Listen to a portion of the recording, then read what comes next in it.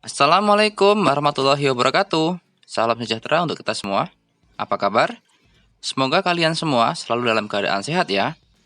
Pada pembelajaran hari ini, kita akan belajar tentang teks eksposisi. Pasti kalian sering membaca berita di media massa, membaca artikel, membaca buku pelajaran. Perlu kalian ketahui, jika berita di media massa, buku pelajaran, artikel, termasuk ke dalam teks eksposisi. Adakah yang tahu apa itu teks eksposisi?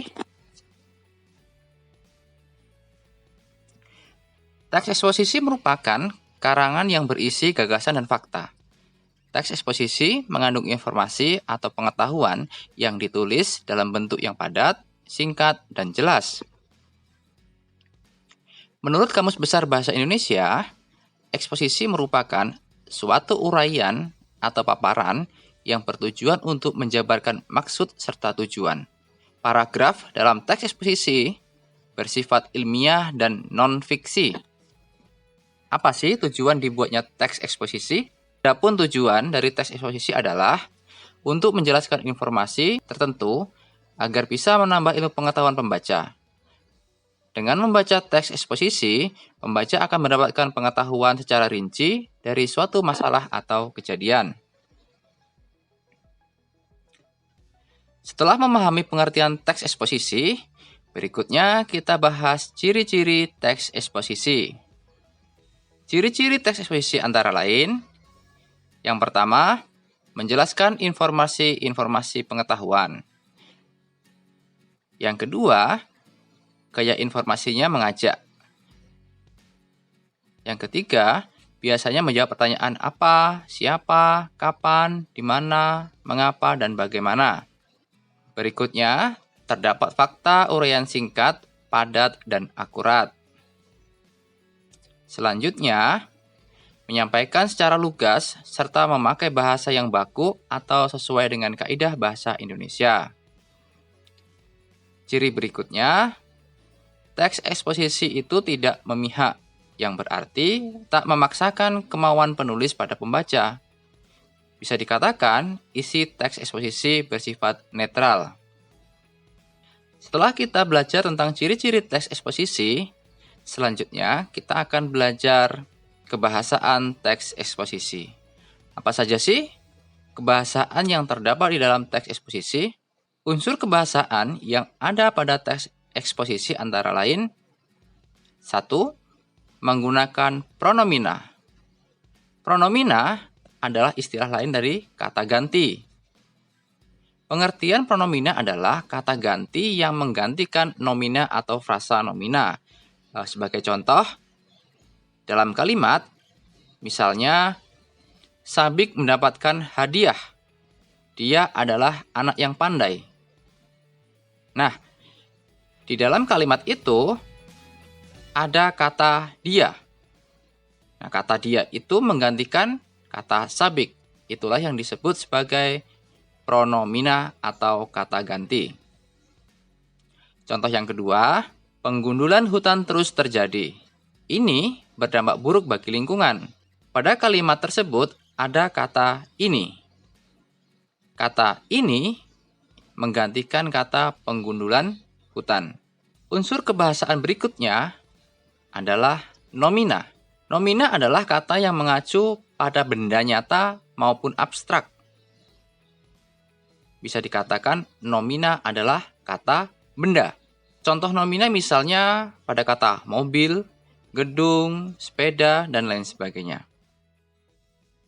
Unsur kebahasaan berikutnya yaitu verba atau kata kerja. Verba merupakan kelas kata yang dipakai untuk menyatakan suatu tindakan, pengalaman, perbuatan, pengertian dinamis, keberadaan, dan lain sebagainya. Sebagai contoh, misalnya pada kata berolahraga, berlari, menari, mengambil, dilempar, menjual, membuat, dan lain sebagainya. Unsur kebahasaan berikutnya yaitu konjungsi. Konjungsi adalah kata atau ungkapan penghubung antar kata, antar frasa, antar klausa, dan antar kalimat. Bisa dikatakan, konjungsi itu sebagai jembatan atau penghubung. Sebagai contoh pada kata dan, dengan, lalu, jadi, karena, sebab. Contoh dalam kalimatnya, Sabik sedang membaca dan adiknya sedang bermain catur. Kata dan pada kalimat tersebut merupakan konjungsi. Setelah kita memahami kebahasaan teks eksposisi, berikutnya kita belajar tentang struktur teks eksposisi. Struktur teks eksposisi yang pertama, pernyataan pendapat atau tesis. Pernyataan pendapat atau tesis merupakan bagian teks yang berisikan pendapat penulis atau disebut juga sebagai pembuka. Di dalam teks eksposisi, biasanya pernyataan pendapat itu berada di awal paragraf atau paragraf pertama dalam teks eksposisi. Struktur berikutnya yaitu argumentasi.